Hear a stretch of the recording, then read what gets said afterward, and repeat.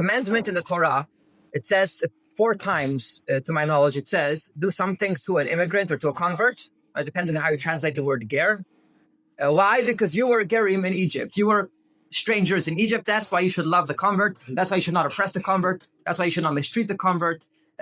Because you were converts, you were strangers in Egypt. So, for example, you should love the ger because you were gerim in Egypt, right? Now, traditionally, the word ger means a convert, someone who becomes Jewish. But the simple reading of the verse does not refer to a convert. It means a stranger, someone who is not from your land, and he's a stranger to your land, and he comes to your land. So just like when you were strangers in Egypt, right?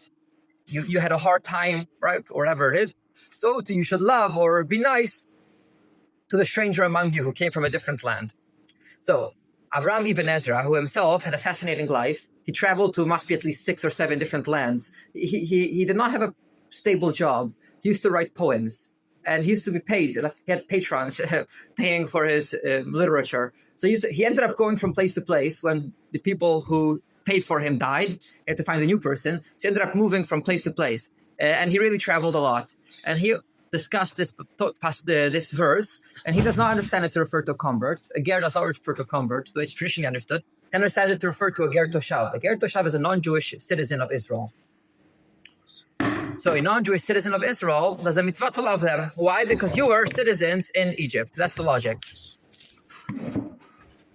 Ibn Ezra, when commenting on this verse, he explains, why should you love the convert? Well, why should you love the ger toshav? Why should you love a different place, not oppress the convert? So he explains like this. I'm sorry, Ibn Ezra is talking about not oppressing them. The sin, not the one about loving them, but the sin of not oppressing a ger. He applies it to a ger toshav. Why?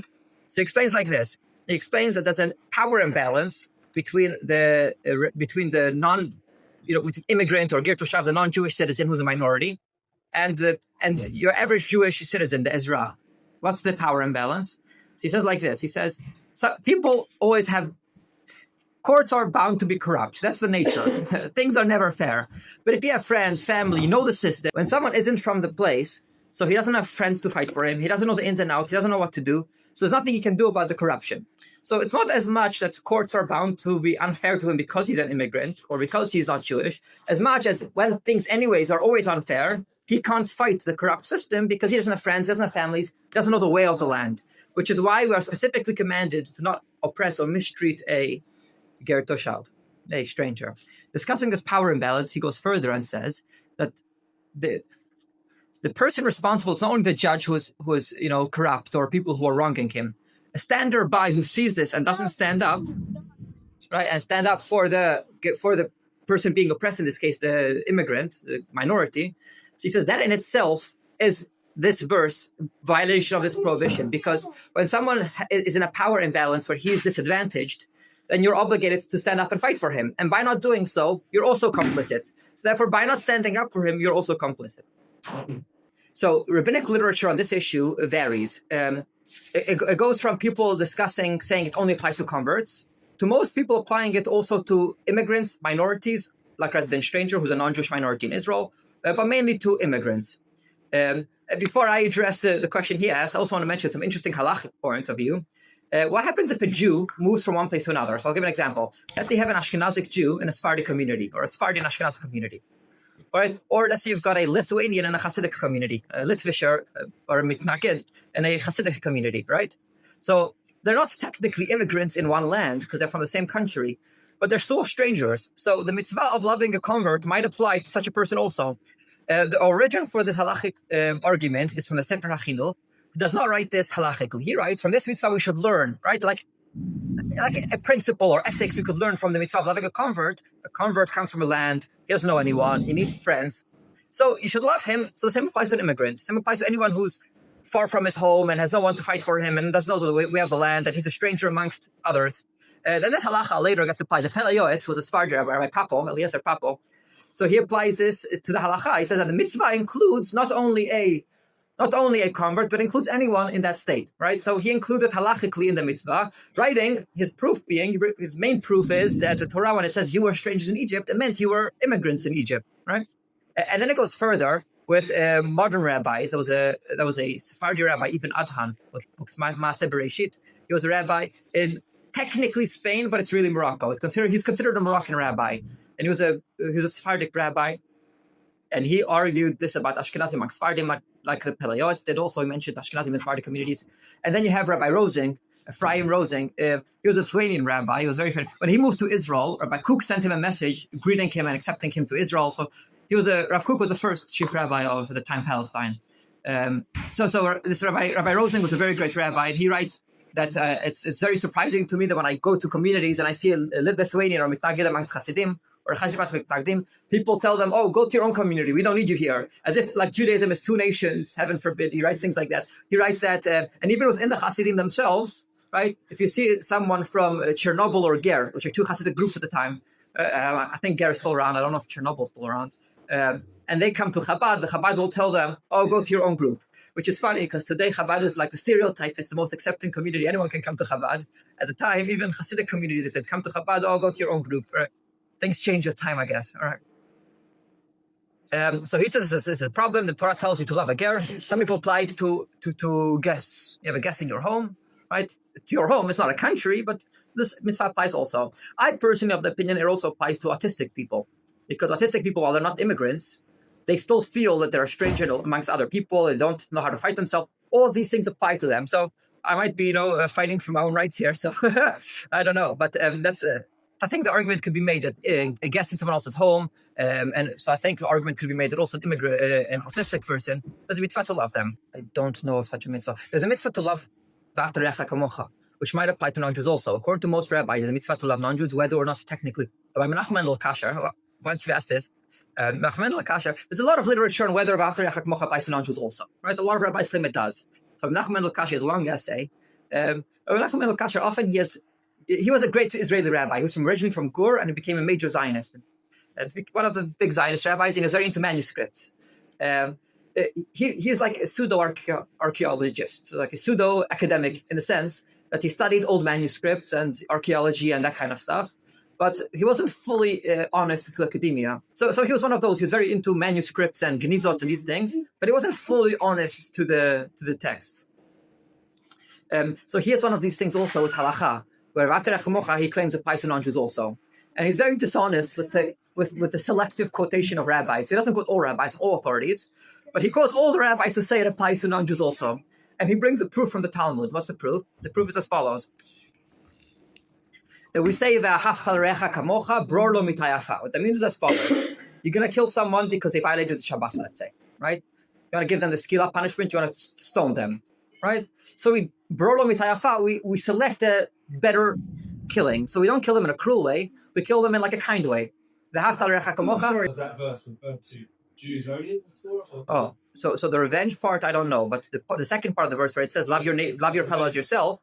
So I'm discussing that now. Does that apply to non-Jews? So according to some rabbis, strictly speaking, it applies only to Jews. Some rabbis have made that claim. Many rabbis disagree. The Sefer HaBrit, for example, Rabbi Hurwitz, right, a very, very, very, very important rabbi. He claimed, You? not me, not me, a lot more important than me, a lot before me, a lot of time. And he claimed that it applies to non-Jews also. And many rabbis hold that opinion. Now, even those that say it only applies to Jews, they believe they believe it to be true to non-Jews also. For example, Rabbi Chaim Vital writes that a person should love everyone, not only Jews, also non-Jews. You have a mitzvah to love also non-Jews. Whether or not it's a part of the mitzvah of v'ahavta l'reacha kamocha, that could be disputed. But no one is going to tell you don't have to love a non-Jew. You have to love every human, right? The question is it a mitzvah? Now, I'm bringing a proof that it applies to non-Jews also. Because when you have to kill someone, it says v'ahavta l'reacha kamocha, which is this pasuk, right? And therefore kill them in a nice manner. So Rabbi Mendel Hurwitz says, we see in the Talmud, the non-Jews also get killed with skila. So clearly, the way you kill someone with skila, which is v'ahavta l'reacha kamocha, kill them in a less cruel way, that applies to non-Jews also. So clearly, it applies to, this mitzvah of v'ahavta l'reacha kamocha also applies to non-Jews. Now, I don't know if you love this proof or not. Anyways, that's the proof that applies to non-Jews also. In any case, the argument of immigration, it applies to non-Jews because even Ezra applies it specifically to non-Jewish residents of Israel, to a Gertash. And the logic applies to anyone, Kol Adam, who finds himself in a foreign place. It doesn't say every Jew, it says Kol Adam, the Pelayot, and all these rabbis. Now, in modern halachic contexts, we find rabbis who apply this halachically. So I'll give an example. Rabbi Zilberstein, he's a rabbi, I believe, in Israel. He writes books like Chashukei Chemed. He's a very, very big rabbi. Often he quotes his father-in-law, who passed away already, his father-in-law. He writes like this: let's say you come to the synagogue, and it's a place you always pray. Let's say, I don't know, whenever I come to the synagogue, this is the place I daven. This is my table to daven. It's called the Makom Kavua. Now, ideally, you should pray in your Makom Kavua. It's best to pray in the place you pray in. But then you come into the synagogue, and you come 2 minutes early. You don't come very early, you come a few minutes early to the synagogue, and you see someone's already praying in your seat. Someone's sitting in your seat and putting on tefillin and started davening, right? Now, he doesn't know it's your seat because he's from a different shul. He's from a different country, let's say. He's a tourist. Now, if you'll ask him to move, he'll be embarrassed. Oh, I'm so sorry, I didn't realize it's your seat. So should you ask him to move because Shulchan Aruch says to pray in your seat? Or is it a problem because you're going to embarrass him? So Rabbi Zilberstein says maybe it's a problem to ask him to move because he's a ger. He's from another place and he's in your synagogue, not the country's in your country. And by asking him to move, you're embarrassing him. So you're in violation of the law or another example of or don't oppress or love the stranger. So therefore, you should not ask him to move because of the mitzvah of Geri Mitzvah. This is a very interesting context of this mitzvah where it's taken out of context. Another example for this is it's a different mitzvah about not oppressing or the orphan and the widow on Pesach. So there's a mitzvah to tell the story of the Exodus to your children, right? So you tell your children the story of the Exodus. So the question is as follows. You've got in your house, you've got your children. But you also have an orphan in your house. Who should you tell the story to, your children or the orphan? Right? So strictly speaking, you would say, tell it to your children. Why? Tell the story to your child. So don't tell the story to the orphan there. Rather, your son should say the Manishtan and answer the question to your orphan. But then he says, no, because you should love the stranger because you were strangers in Egypt, right? This child, while he's an orphan, right, he's also like a stranger, and also you have to love the orphan. And therefore, by being kind and nice to the orphan, right, it's essentially like remembering the Exodus of Egypt. Therefore, in a way, it's better to tell the orphan the story than your child. Another application of this mitzvah to non-converts, but to people in similar situations. This is also Rabbi Zilberstein. Rabbi Chaim Shmuel Levitz, I don't know if he said this halachically, but he was in Mir Yeshiva, which is one of the biggest yeshivas in the world, and he was like a spiritual director or guide.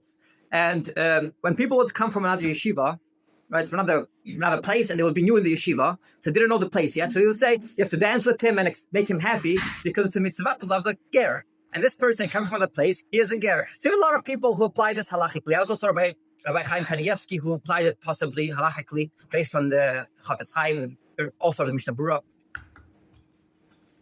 So that's the halachic basis for this argument. Now, I saw two responses discussing this. Response number one is from Emmanuel Chayriki. He was famous because of the controversy around the menorah being straight around.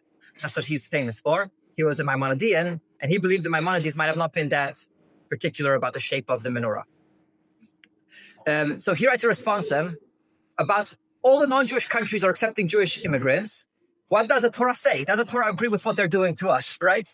Which is kind of a loaded question, because of course we want non-Jews to accept Jewish immigrants. So it's a long, not that long actually, it's about a column and a half, 2 columns, arguing for immigration and for the mitzvah of accepting immigrants and loving the immigrants and being kind to the immigrants, and all based on this. He mentioned this argument that it doesn't only include a convert, it includes anyone from any place who wants to come to you, and therefore the mitzvah included in him. And you have many rabbis who apply it discussing immigration.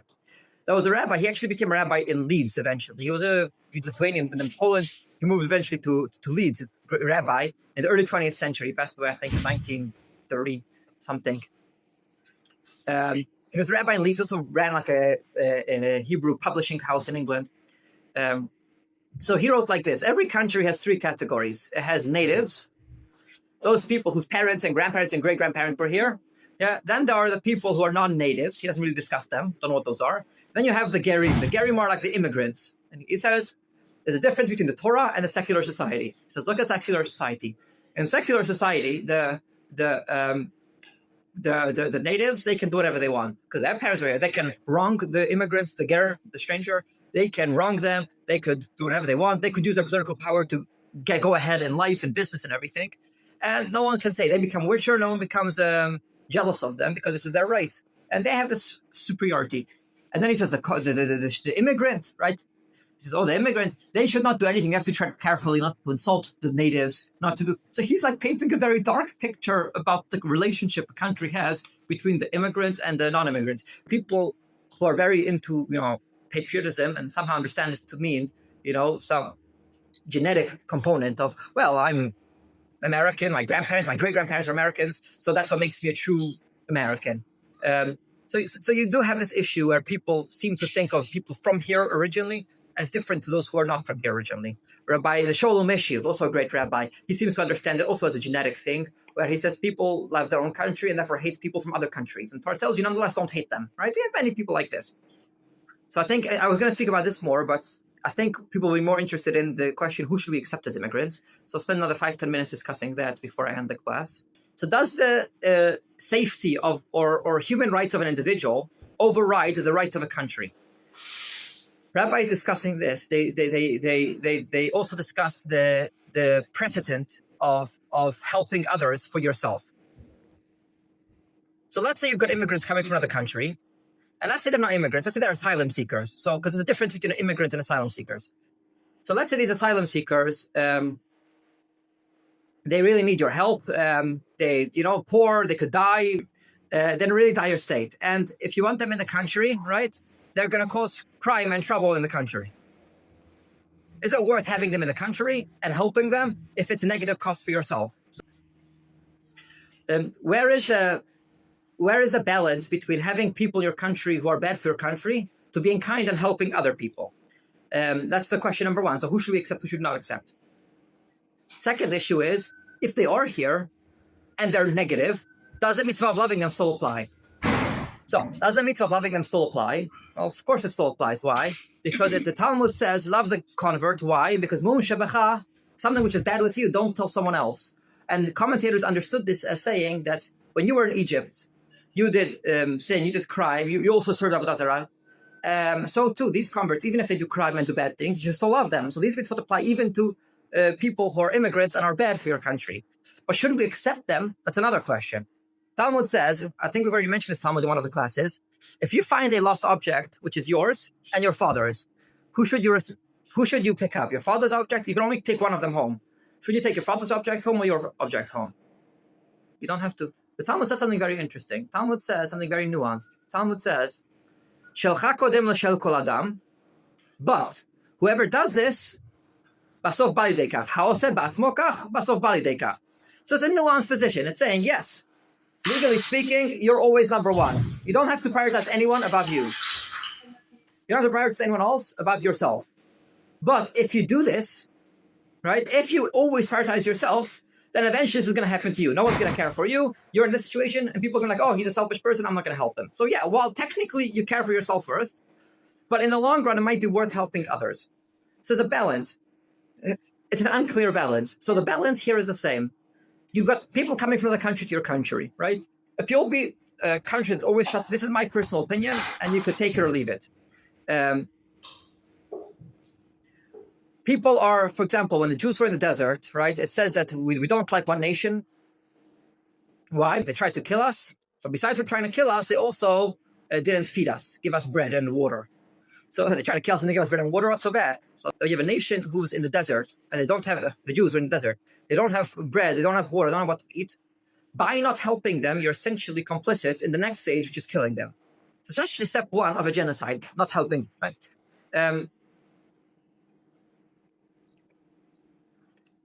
So it's essentially the same question. You've got a country, and you don't have to help anyone, right? It's not your legal responsibility to help anyone. They come to your door. But if you're not going to accept the people who need help, right? When you need help, others won't help you. So it's eventually going to lead to that. But there's got to be a point at which you say, okay, this is too much, right? So there's got to be some ratio where you say, okay, yeah, this much, altruism for this much minus is worth it. Because at the end of the day, well, God is eventually going to punish you for this midat sdom. If you always treat others that way, it's going to happen to you. But there's a point at which this is too much. And you could say, yeah, at this point, I'm going to revert to the Shurat Hadin, to the actual law, and not to the altruism. So yes, we should be nice to immigrants who want to come to our country, even if they're bad for our country.